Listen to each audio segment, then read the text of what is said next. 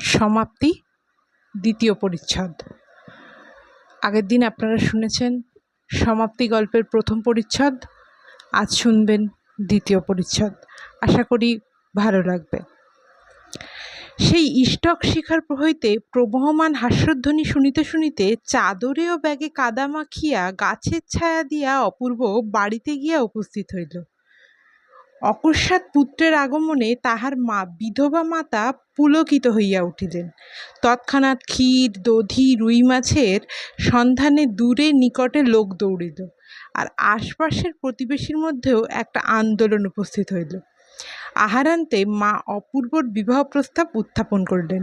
অপূর্ব সেজন্য প্রস্তুত হইয়াছিল, কারণ প্রস্তাব অনেক পূর্বেই ছিল, কিন্তু পুত্র নব্যতন্ত্রের নতুন ধোঁয়া ধরিয়া